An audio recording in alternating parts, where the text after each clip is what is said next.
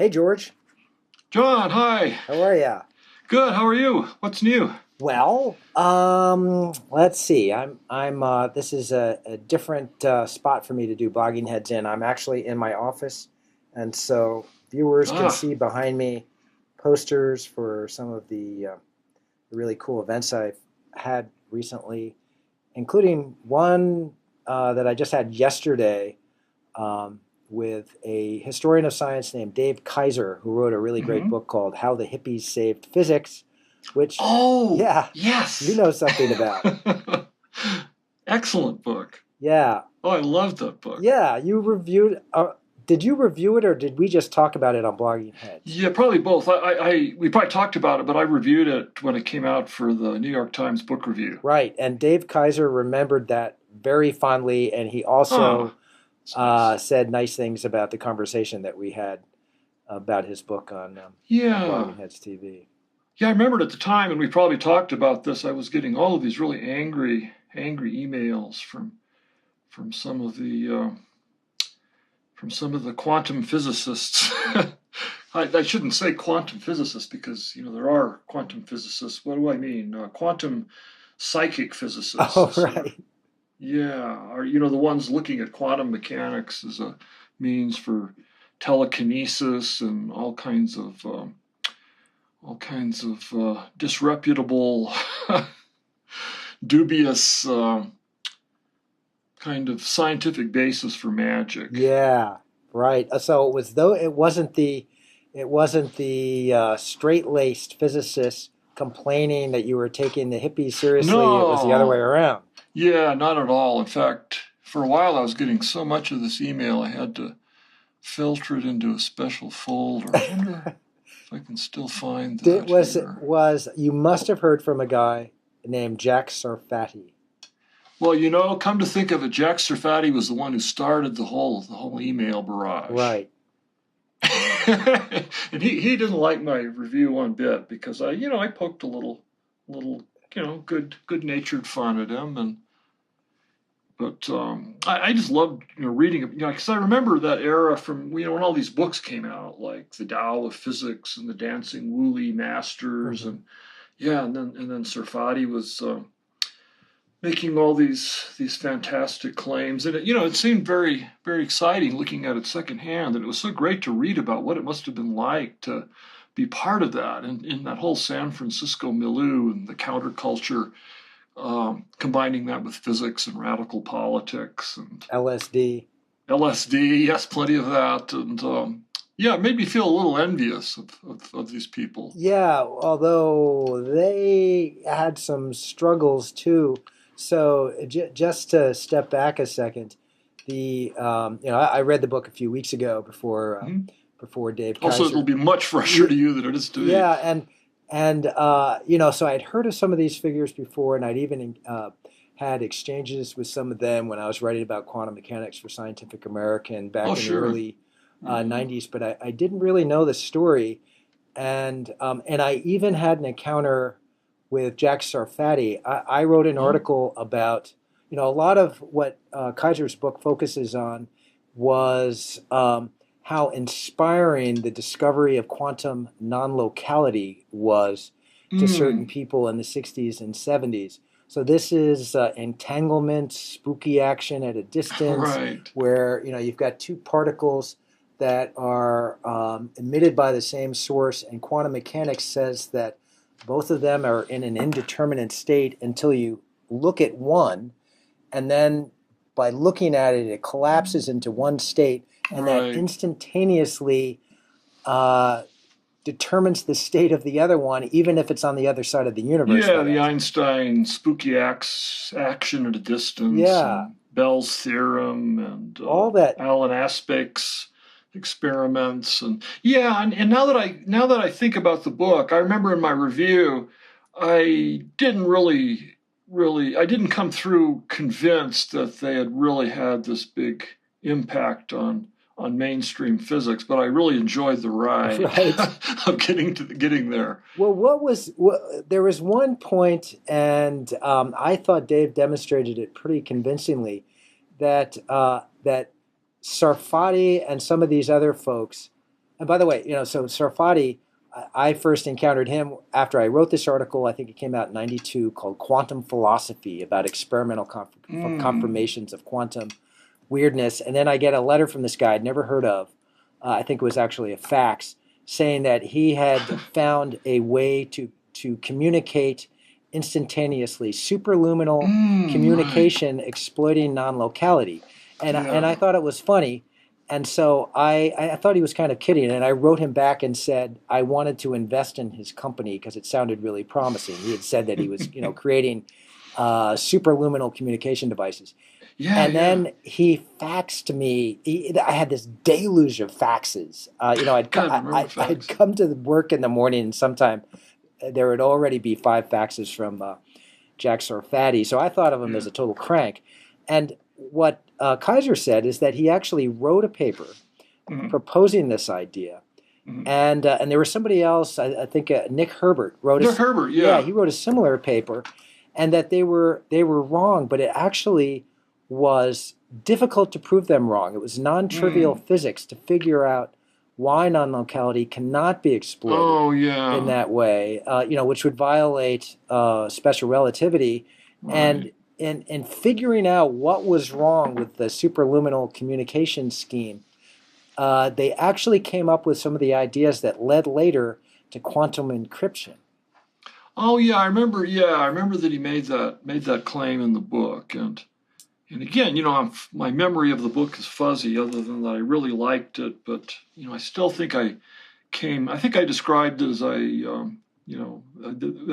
came from the party not convinced because the book had this great sense of kind of a 1960s, electric Kool-Aid acid test Right.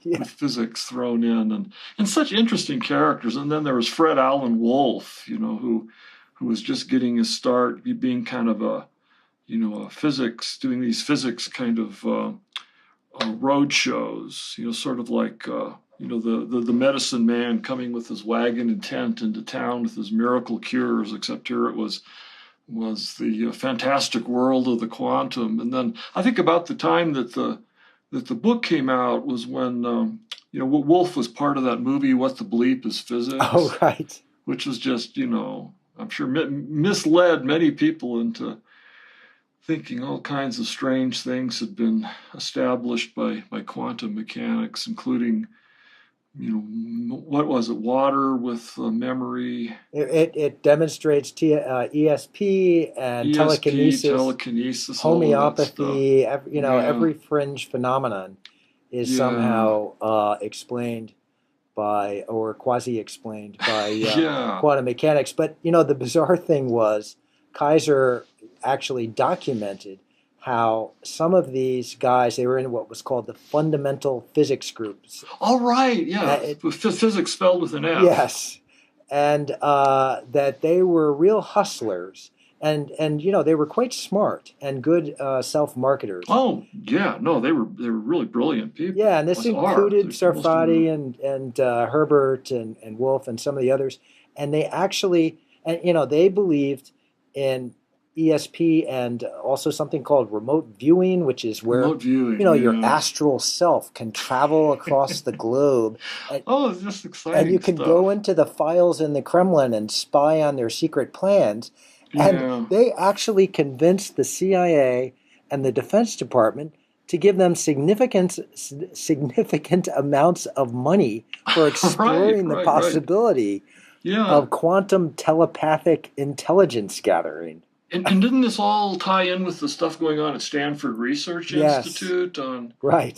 yeah. Russell Targ Russell Targ, and right. a guy named Putov, I think, Yeah. were involved in that. So, Well, that's what was so great about this book because, I remember reading about, this stuff from the sources, which was all, pretty discredited kinds of claims. But then it was so great to see a book and read a book by an historian that really kind of brought that whole era back to life and just that excitement of people who really genuinely believed they were on the edge of, uncovering, like opening the doors of perception in a real, seriously scientific way. yeah, it made me nostalgic. There must be places Yeah. where there is that kind of excitement in science now, but it's, that excitement back then was, so deep. Now the excitement would be, are you going to create a killer app? Are you going to be the Yeah. next Facebook or something? So it's all about money. Yeah, Yeah. back then it Right. was like, we're gonna blow up received wisdom and Oh create yeah. this new age. It was a true intellectual. It was a would-be intellectual revolution. Right. And I think Kaiser was right. That I mean, I liked how he contrasted with that. How boring, in some ways, like quantum mechanics was described in this very boring manner by so many of the scientists who were really experts in it, and like with the interpretation that shut up and calculate. Right. That it doesn't matter what it means. It's just a tool for solving equations about the probable positions and velocities, etc., of particles, and then just to really bring back that excitement. And it's really true. It was books like, I mean, I thought the Tao of Physics was it was a very influential book for me, and just really getting me interested in quantum mechanics as well as Zen Buddhism. Even though I took the connections as being totally metaphorical. Hmm. Even though I was in my tender young 20s, it was clear to me that it was just kind of an interesting metaphor and maybe a pedagogical device. And I certainly didn't believe. I think the way Fritjof Capra described it, the author of Tao of Physics, was that modern physics was kind of taking the scenic route to the insights of Zen. Right. Nice. But it's good. I thought it was a good book, and some of the others maybe somewhat less so. But I think Nick Herbert's book on quantum stuff was pretty well regarded. Well, what Kaiser points out, again, documents in his book, is that some of these classics of, I don't know, New Age science or New Age pseudoscience, some people would call them, like Tao of Yeah, Physics, and I forget the Nick Herbert book, Quantum Reality or something like that, sounds right. Yeah, were actually well received when they were initially published, even by Science and Physics Today and, yeah. I and think that was places like definitely that. true of Herbert's book. I'm not so sure of Well, Capra's. supposedly Capra's book was Oh, was embraced because it was one of the first really clear explanations of well, quantum mechanics. yeah, that's true. And Yeah, he did that along with the yeah, yeah, and that the sort of connections to Eastern mysticism were yeah. not essential for understanding No, the quantum no, mechanics part, and that Capra had a PhD in physics and yeah, vetted the book with other physicists to make sure that the physics part, at least, yeah, was right. And yeah. I, like you, remember reading it. I read that book in the late '70s when I was a house painter in Denver, and it turned me on so much. It just made physics seem so exciting. That was one of the reasons I decided to finally get a degree Hmm. and become a science writer. Yeah, yeah. And I think it had the same sort of effect, along with a lot of other books, like reading. There was a book by George Gamow called what was it, 30 Years That Shook Physics or something like Uh huh. that, and it also did a very good job in describing quantum stuff. And I was reading Asimov and Sagan and and cosmology and I just really devoured that kind of stuff. So this kind of looked at it from a whole different level. And the funny thing is, the we might have even talked about this last time, but these the sort of blurring of the lines between science and pseudoscience in some fields Yeah. is still out there. And in some ways, what's Oh, fascinating to true. me is that certain fields of science regress back to some of the Oh, pseudoscientific ideas. And my favorite example of that is Christoph Koch, one of the world's leading neuroscientists, embracing panpsychism, which is an idea that goes back oh, to right. to like the Hindus Yeah, and yeah, yeah. ancient Greeks, which basically says that mind is the primary property of the universe. That Yeah, consciousness is everywhere, right, and Yeah, maybe. which is yeah, maybe it's just, but is it science? No, yeah, it's yeah. Yeah. What experiment will establish that? Yeah. Well, one thing, But it's probably not easily falsifiable either. yeah. Although Christoph says he has, I forget exactly how it works, but he has proposed how you can create a conscious-o-meter or something like that. Like Oh, a gadget that you can aim at things, and it will tell you how much oh, consciousness there is in it. I've gotta go back and It, look it into it's that. a way of I'd forgotten that Koch was gotten. I mean, I knew that. We've talked before about this, like David Chandler, the philosopher Chalmers. who's a Chalmers, Yeah, who's really into panpsychism right.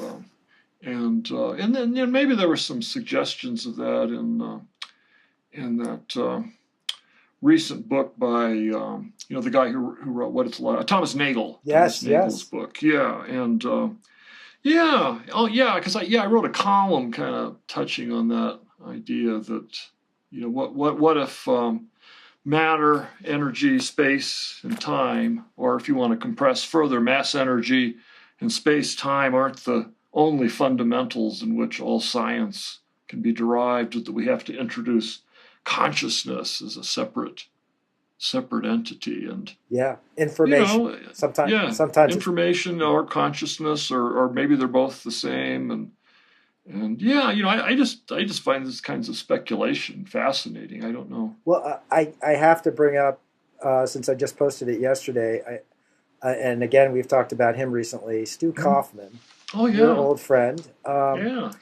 the great, I don't know, polymath complexity theorist. It's hard to, Yeah, theoretical biologist, yeah, but he sort of medical doctor, he transcends any discipline. He's basically trying to figure out what the hell is going on. everywhere. What is, Why are we here? yeah, what is reality? Why are we here? He's, in a way, he's kind of like a wise old man. He's a philosopher. And Yeah. I just published, this is part of the series of Q&As I've been doing with Yeah. major eggheads. And I just did one with Stu, and he said a couple of things that were, I think, pretty remarkable. One is that as I gather, I think he takes panpsychism uh, seriously, and the idea that information is fundamental somehow Yeah. to the universe, and he actually is sympathetic toward the possibility of psychic phenomena. Yeah. I read your interview with him this morning, and I thought it was really fascinating. And I'd been out of touch with Stu for so long that I didn't realize his mind had been moving in that direction. Yeah, and part of it, one reason I got in touch with him was because I saw a documentary made by a guy named Richard Crowling, Hmm. who I know. We were neighbors in Cold Spring, New York, Yeah. together, and he made a film just about this fascinating person, Stu Kaufman, and Oh. Stu talks about this episode in his life when he actually thought he had a premonition of his daughter's death. And I Oh. can talk about Yeah. that publicly because Stu talks about it Yeah. in Yeah. the film. And Oh. so that might be something that changed his thinking Oh. on this issue, possibly. Yeah. Uh, but anyway, yeah. Yeah. I'd love. Is that film like available on the internet or? I posted a link to it on that in that Q&A. Oh, good. I Yeah, think I'd like to see well, that. I think you have to pay for it. I'm not sure. On the other hand, if you, I could put Probably worth I it. could put you in touch with the director, and he could probably give you the password to it. Yeah. Well, if it's not very much, I don't want to begrudge him his royalty, but yeah, it's funny. I mean, Stuart's house in Santa Fe is just up the hill from me, but of course, he's not always in Santa Fe, or I don't even know how often he's here anymore. But he has other residences. Yeah, he travels around a lot. Travels a He's going to lot. be here in New York in a couple of weeks, and I'm hoping I might see him then. He's had appointments in Vermont and Vancouver and Yeah, yeah, Europe and all over the place. yeah. But Yeah. Yeah, yeah, it'd be good. Yeah, I really miss I think we've talked about this before, I'm sure, but the early days at the Santa Fe Institute. I mean, he was really part of that intellectual excitement, and That's true. The Santa Fe Institute, I hope they won't be insulted if I compare them to the fundamental physics group. Hey, they weren't that flaky, but no, they're yeah, I don't think most of them were on acid. I don't no, think, I shouldn't say it. I don't think any of them were on acid, at least at that later stage of their careers, right. and probably not at all. I would bet you that a number of them had at least experimented in mind expansion earlier in their careers. Possibly, because these were intellectually and ontologically adventurous, and epistemologically adventurous people. Yeah, and there was the same sense of being on the frontier of something really revolutionary Yeah, back in yeah. the late 80s and early 90s at the Santa Fe Institute. It's funny because just I think it was last week or the week before I had dinner with a woman who's a science writer from Spain, and she was recently, the Santa Fe Institute's been doing journalism fellowships where you come for a month or 2 months and hang out and kind of just absorb what's going on. And while she was here, she read my biography of Murray Gell-Mann, Mm-hmm. which includes toward the end the beginnings of the Santa Fe Institute and all the intellectual excitement. And then so she'd read the book by the time I had dinner with her, and then and then this led to a conversation of kind of what happened. Yeah, Um, she said, I mean, I'm really enjoying the fellowship, and there's very smart people, a lot of interesting stuff, and it's just very valuable being exposed to all these great minds and great ideas, and they're clearly doing this interesting work. But I didn't get that sense of there's being kind of this radical, another would-be revolution, and people really thinking that there was some big intellectual upheaval on the horizon, like Stewart did, thinking there would be a law of complexity, which I think then he called like a fourth law of thermodynamics that would help explain why increased complexity is not only possible, but that it's almost inevitable mm-hmm. in the universe. Why, as he put it in his book title, we're at home in the universe, and she was saying how she didn't really see that anymore, and Yeah, it was interesting. yeah. I guess all those founding figures or the people who were there at the beginning. I'm thinking of, I don't know, John Holland. There was some of Yeah, the chaos people, right? Crutchfield yeah, Jim Crutchfield. Yeah, he's at UC and Davis now, but he's still doing the same kind of work. mhm. And Doan Farmer, Farmer, then he Phil went into Anderson. finance and Murray then came Gell-Mann was back. kind of a little bit of a wet blanket as far as I could tell. But Well, yeah, he would call Kaufman the doctor because right. Stewart had an MD and never had practiced, and yeah, and then there was you mentioned this in your column where Gell-Mann would say, "Oh yes, Stu thinks there needs to be something extra," Right. and and then Gell-Mann would say, no, it's all just what would he put it? It's the laws of the universe plus frozen Right. accidents. And then he'd Yeah, say, I explained all this in my book. Why don't people read my right, book? right. I've told you this again and again, and you still get it wrong. And Right.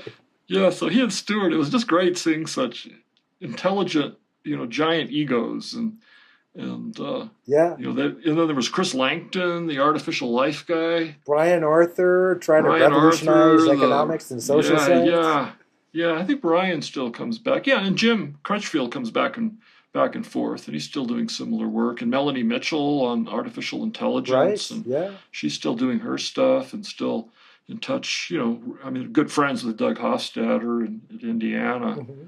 So this stuff is still out there, but yeah, there's less a sense of this being like the center, where some really big change is going to come. But that kind of came out in your interview too, of just asking Stu, what what do you think? Did this fail? Did this, partially succeed? And it seems like he was just very open and frank about that. Yeah, it's maybe the way I see it is they had the sin possibly of overreaching a little bit, but Yeah, well, nothing wrong with that, yeah, though. I that mean, can be there's plenty of that's underreaching. true. Well, now there is, Yeah, and everywhere. I mean, not, yeah. that's true. And in terms and science, I don't know. Maybe we're back to shut up and calculator, shut up and create another addictive application for your Yeah. smartphone.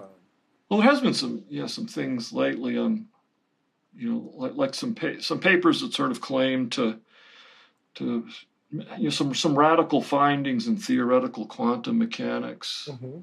And God, I'm not going to talk about it because I don't have it firmly in my head. But one of them involving I think it kind of came down to the idea that the quantum wave function has to be real Huh. instead of just a mathematical tool. Uh-huh. And it was very difficult to understand even the popularizations of the idea. So Schrodinger's cat actually is half dead and half alive. Yeah, I'm not sure that was an implication or not, but I think the idea was, well, okay, now it's coming back to me. So I guess one way to look at quantum theorists, there's a divide between those that ontology versus epistemology. Hmm. So those that think quantum mechanics and the equations of quantum mechanics, like Schrodinger's wave function, or Heisenberg's matrices, whichever, are just mathematical devices. So they describe what we know about the world. Yeah. And so they're epistemological. And then the quantum ontologists, believe that it really describes the reality.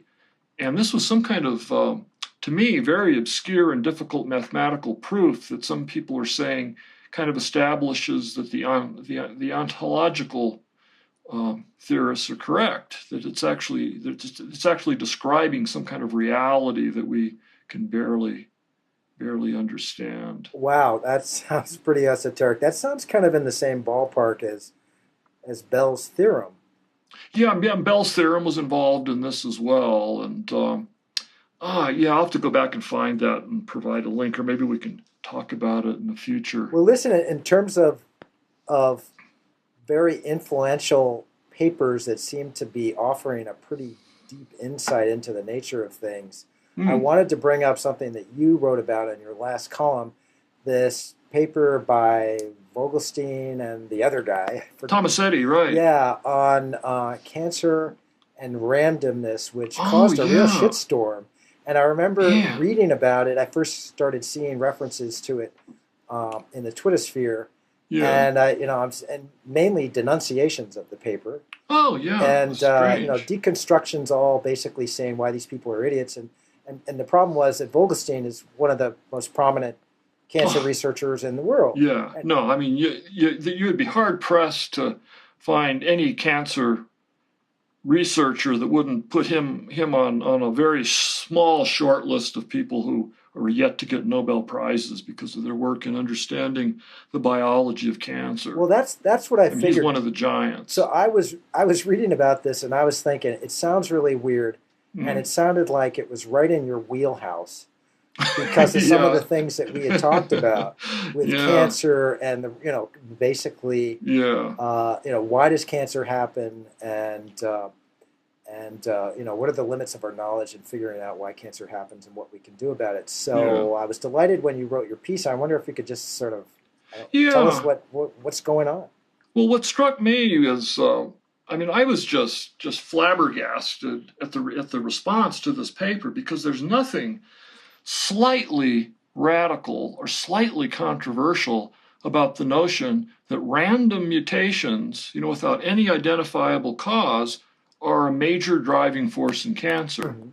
And that's along with mutations that are caused by carcinogens, which can be anything from chemicals in toxic waste, including and especially what you inhale when you smoke a cigarette, or it can be sunlight, or it can be dietary things. And then the third factor is hereditary. You know, if you inherit damaged genes from your parents, you know, you're going to have a head start, because it, you know, generally takes on the order of, you know, 6 or so, depends on the cancer and the individual case, but on the order of half a dozen mutations of different kinds, very specific cluster of types of mutations for a cell to go rogue and become cancerous and start evolving into this little quasi creature alien in your body. Uh-huh. And some of those, you know, so say it takes 6.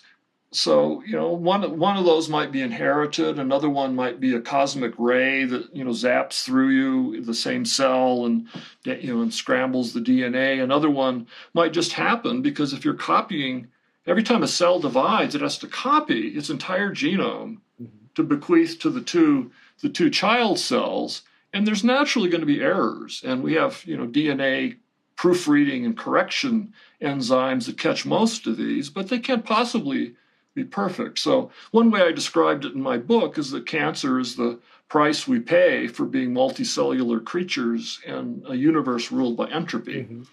And, you know, none of this is at all radical. And then what Bert Vogelstein and Christian Tomasetti were doing in their paper was proposing a way that you could begin to think about how to quantify how much of cancer was random.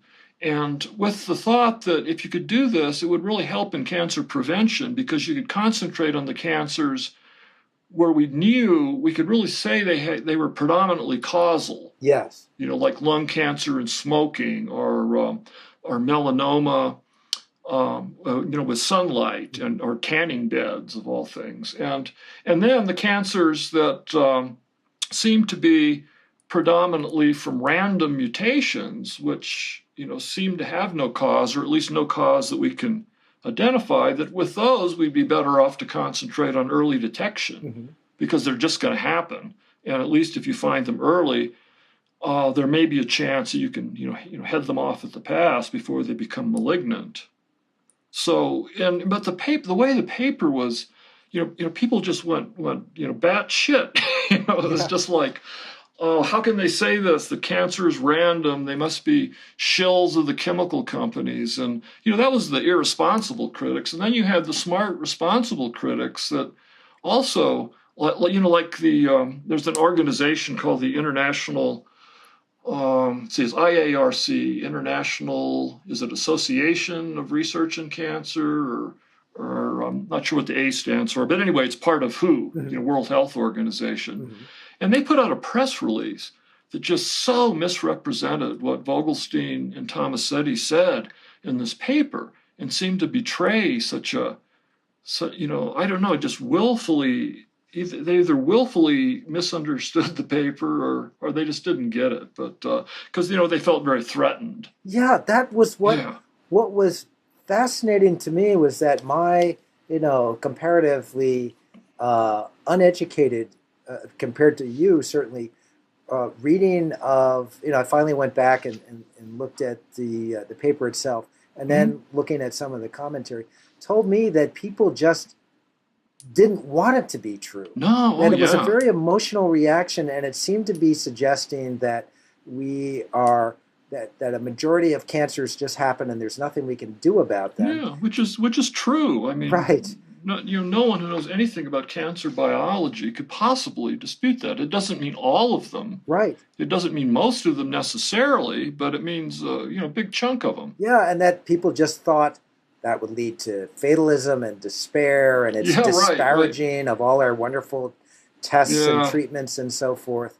And I think there were, I thought it was remarkable, because it was just such a window into the role of emotions in how certain kinds of research are conveyed and interpreted by the public, scientists, and even by other scientists and very sophisticated journalists.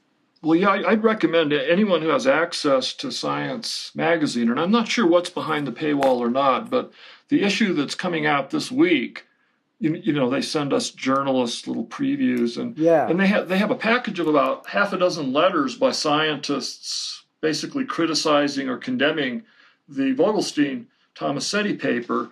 And I read these, and each letter I thought, but wait, you know, these are people who know more about cancer than I possibly could. These are like scientists in cancer research, and yet, again, they seem to be kind of, you know, misunderstanding what the paper says, or you know, but anyway, then, you know, I read through these all, and then I read the reply that Tomasetti and Vogelstein wrote, and it's just brilliant.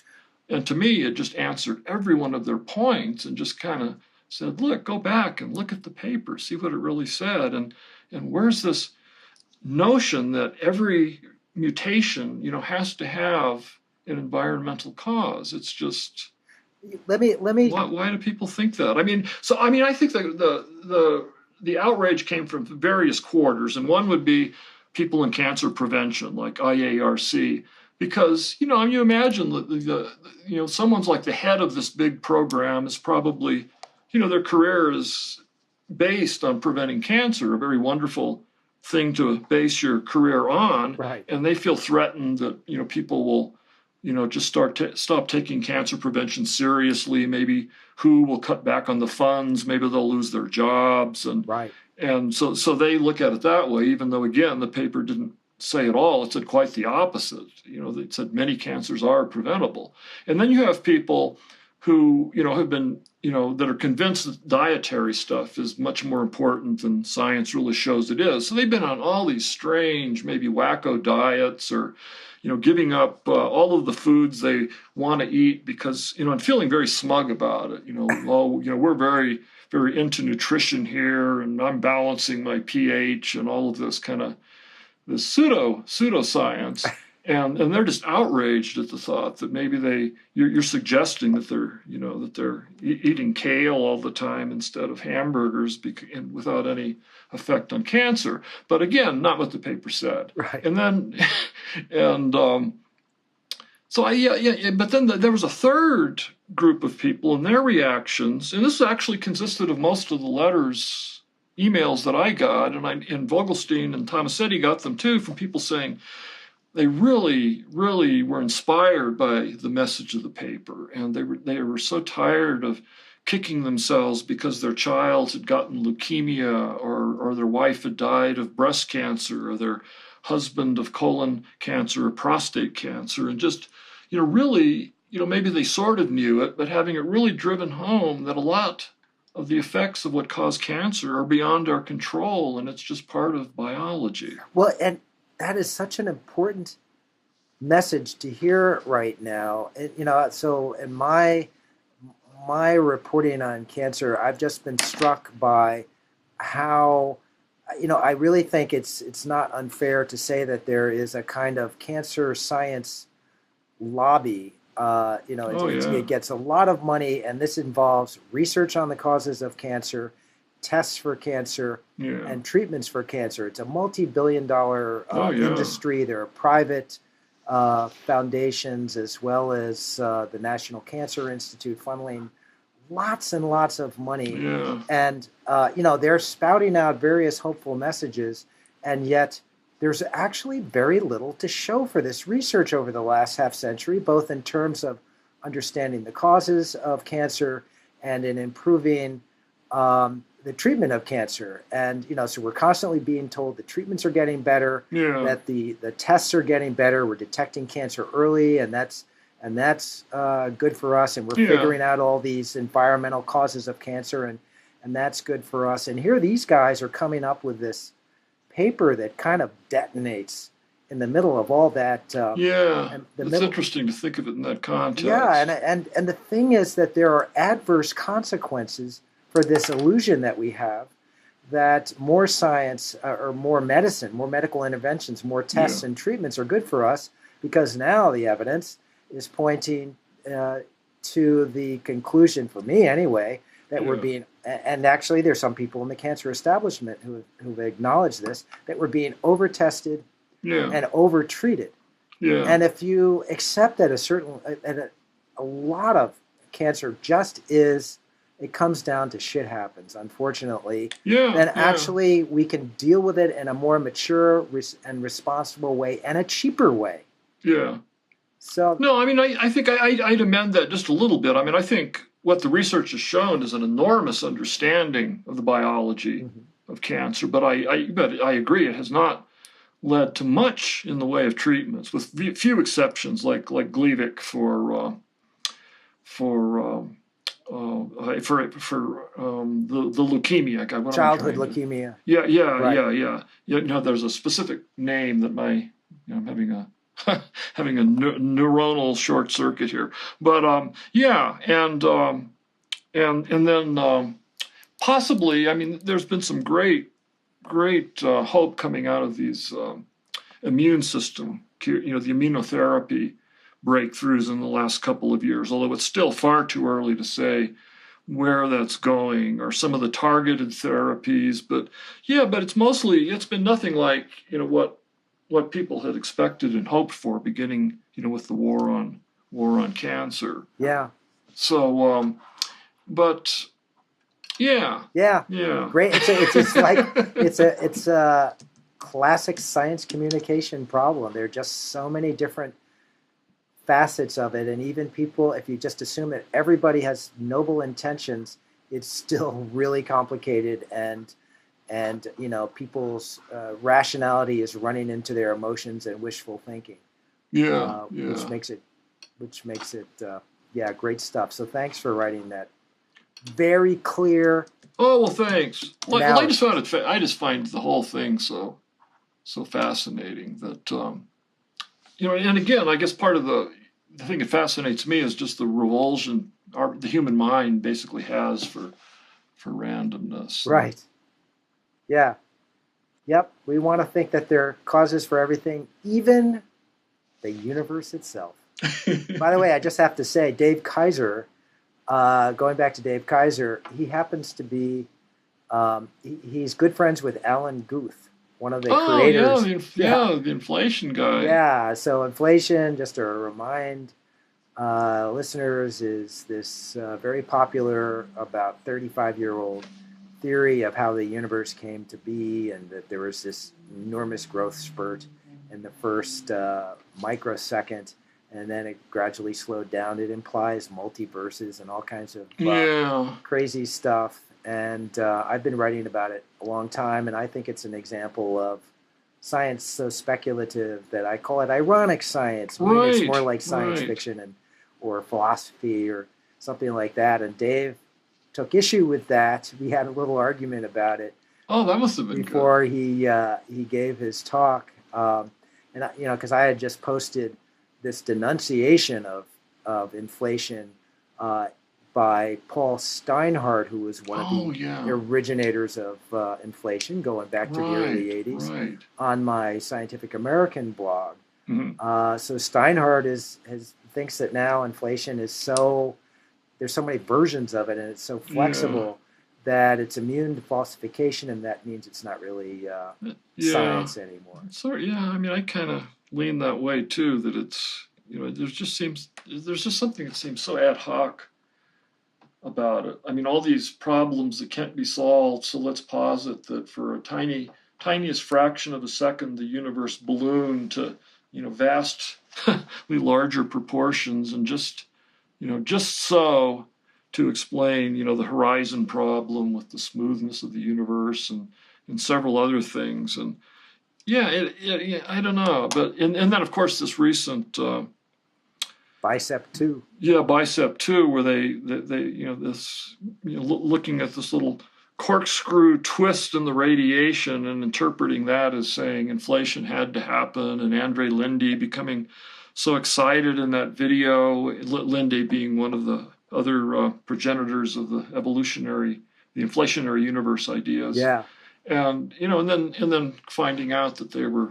you know, just fooled by cosmic dust basically, and that the better observations from this other project really didn't bear it out. yep, yeah, But yeah, but I'm not sure that, I don't know. I mean, I don't know enough about it, but it just seems dubious, even if it hadn't turned out to be cosmic dust, that would be enough of enough evidence to really embrace wholeheartedly the inflationary hypothesis and to say that it had been established. Well, the what It I seemed told like a thin reed. yeah, what I told Dave Kaiser was that I had been tracking inflation since I don't know the late 1980s, and I went to this conference with Andre Linde and Yeah. Alan Guth in 1990. Oh, yeah, yeah, There's yeah. another guy, I another wrote about Russian that. named Starobinsky, who's Oh, sometimes yeah. credited with inventing inflation, and so Yeah. everybody was talking about inflation there, and the problem was, people joked about Andre Linde as coming up with three new theories of how the universe was created before he had breakfast every morning. Yeah, right. Which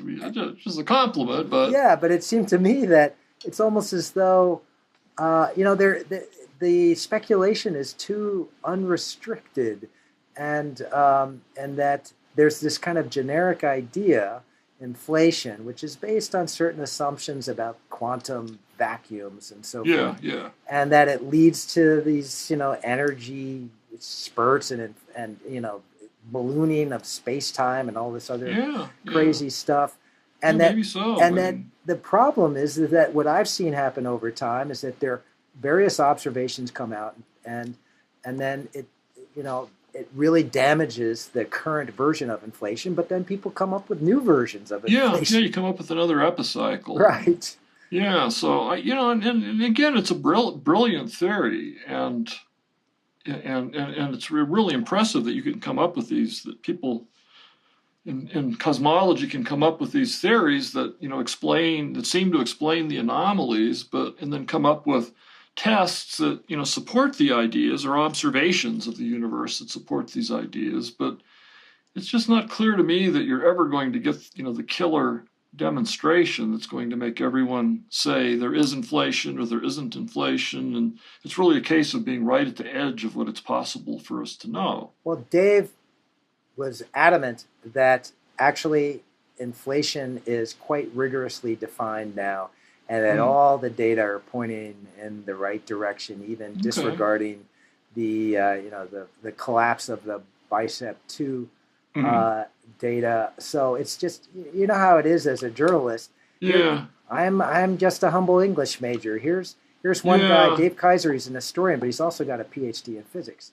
And Yeah, then, I would, yeah, I will definitely concede that he knows way more about it than I well, do. that's And that's for sure. But then we've got Paul Steinhardt, who's the Albert Einstein professor at all Princeton right, University, who's one yeah, of the creators of inflationary theory, and yeah, he's saying that it's time to dump it.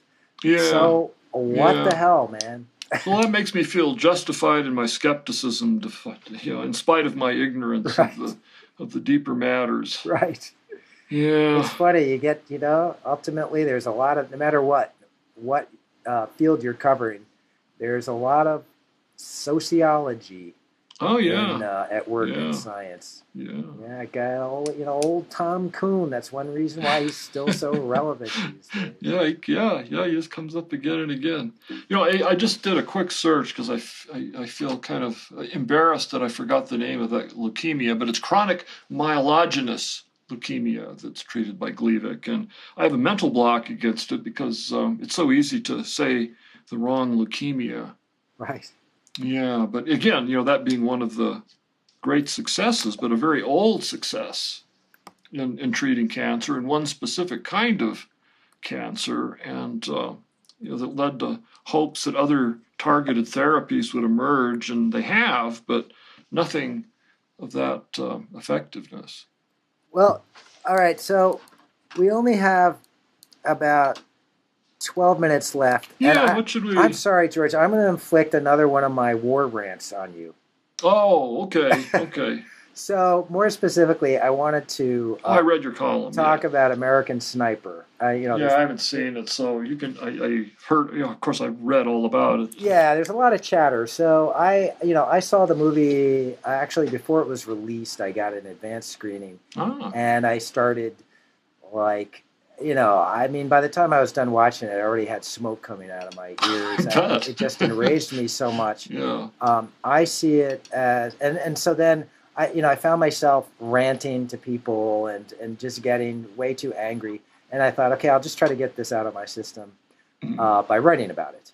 Yeah. and by trying to understand it in the context of some of the things that I know about the psychology of war, why war Yeah. happens, and so on. Yeah. And so here's what I came up with. First, just a quick description of the movie. I see it as classic war propaganda. So I'm not even all that concerned with how accurately it depicts the life of this guy, Chris Kyle, who is the real life American sniper who Okay. wrote a biography, an autobiography called American Sniper, on which the movie is based, and he appears to have been a very complicated person and so forth. I'm just looking. Complicated sniper. Yeah, I'm just looking at the movie itself. The movie depicts Kyle being in Iraq at the height of the U.S. occupation there, and the fighting between the U.S. and insurgents. And it opens up with a very powerful scene where he's on the top of a building and he's looking down and he sees a woman and a kid who looks like he's maybe 10 years old, and the woman is. It's a Muslim woman. She's got the headscarf and everything, and she's pushing her son out into the street toward a convoy of American soldiers, and she's shoving what looks like a shell. I guess it's a grenade of some kind into his chest. So she's basically pushing him out so that he'll blow up the Americans, and obviously he will die as well. Yeah. And so Chris Kyle sees this, and he very reluctantly shoots the kid, and then the kid drops the grenade, and then the mom picks it up and she starts running toward the Americans, and he shoots the mom too. And then it shows him feeling really bad afterwards about having to do that. And so that's basically that's the frame for the whole thing. So he shoots Iraqis, including women and children, but he feels he wishes he didn't have to do it. Some of the really bad guys, he feels good about it, and it's like, yay, hooray for our team. But it's basically saying that there are these he's killing people that normally you don't think we should be killing, but he had to because they're threatening our troops. Now, so it was established that they were doing like a suicide bombing kind of thing. Well, that's what the movie is portraying. So now, I mean in the movie, but established. He doesn't kill anybody in the movie who doesn't deserve it, and the movie, there's some Iraqis who are portrayed in a kind of neutral way who really do seem to be innocent bystanders, but most of them are portrayed as being absolutely crazy, bloodthirsty psychopaths who just hate Americans so much that they are suicidal, like the mom and the kid in the very beginning. Right. And so I see this as classic war propaganda where you're glorifying your people, even showing how they feel bad about having to kill, but that even makes them more noble. And the people on the other side are portrayed as being almost subhuman. Subhuman, that Nazi propaganda did that. I think it's perfectly legitimate to pull the Nazi card in this case because that's how extreme this movie is. Now, the backdrop in terms of what actually happened in Iraq, not with Chris Kyle personally, because I don't really care about that, is that Americans, it's documented that we have killed many civilians. The absolute lowest figure is about 15,000 civilians, and it could be as high as there's some counts that go up into the hundreds of thousands. But I'm going to take the lowest figure. The lowest figure of children, you can imagine in a war zone, it's hard to confirm that kids have been killed. The United States certainly isn't spreading this information, but there have been news sources and nonprofits and so forth that have confirmed 1,201 children killed by U.S. coalitionary forces between 2003 and 2001. Now, here's how I read this in terms of what I know about war. War is counter to human nature. War emerged very recently. It's a cultural innovation. A lot of societies were reluctant to embrace militarism and warfare, but they had to because their neighbors were becoming warlike, and you had to protect yourself. And so to do that, you actually had to convince yourself that war is great. War is noble. It's the highest expression of manhood. And you get the whole culture of war that's basically brainwashing us into embracing martial values. And I think what's happened in the United States lately is that we actually are experiencing this cognitive dissonance. We really believe profoundly that we're the good guys, and there are a lot of reasons for believing that Americans Yeah. are the good guys, sort of historically. But we know we've been involved in these wars, and our soldiers have killed many, many completely Yeah. innocent people, including little kids, and Yeah. it's bothering us. And so here's this piece of propaganda that comes along and that Ah. says, yeah, our guys do kill kids and women, but they deserved it. I mean, it's really too bad that Mm. these women and kids over there are so bloodthirsty and hate us so much. But you know, Yeah. that's just the nature of war, and so our people have to kill them. And you know, people Yeah. are just enormously relieved at hearing this message, which confirms Uh, what good guys we are. Anyway, that's yeah. my spin on the movie. So is that the kind of reaction? I mean, I'm sure it's not the reaction from reviewers, but have there been polls of the public, or I guess just the fact that the movie is so popular? Yeah, I think the movie is demographically is playing mainly to red states and even to rural Ah, areas. yeah, yeah, And you know what amazes me is that some critics have actually said that it's a morally complex movie, and that to me is idiotic. The moral complexity yeah, just comes in showing that Chris Kyle in the movie, and actually this is not Chris Kyle in real life, who never yeah. expressed any remorse about killing anybody, but in the Huh. movie supposedly the moral complexity comes out of the fact that Chris Kyle wishes he didn't have to shoot the women and children, and it kind of upsets his relationship with his wife and his kids and stuff like that. Yeah, That's yeah. what makes it supposedly a kind of anti-war film, Oh which boy. is you know it's a ridiculous argument, and it's viewing the movie in a very shallow way and Yeah, ignoring its portrayal of the Iraqi victims. yeah. Well, you could really imagine. I mean, I haven't seen it, but you could really, from your description and from what I've read of the reviews, you could imagine how you could take the premise of that movie and do something really great. Yeah. Something where, perhaps you had one incident where indeed it turned out if you hadn't done this horrible thing, you and your fellow soldiers would likely have been blown up. And then maybe later another scene where you react in the same way to similar cues, and it turns out you just slaughtered innocent people who were just scared and trying to hide or get away, and then just the deep psychological you could really explore that idea. Oh, absolutely. What war makes necessary, given that we have to have war, which, as you're saying, is not a given.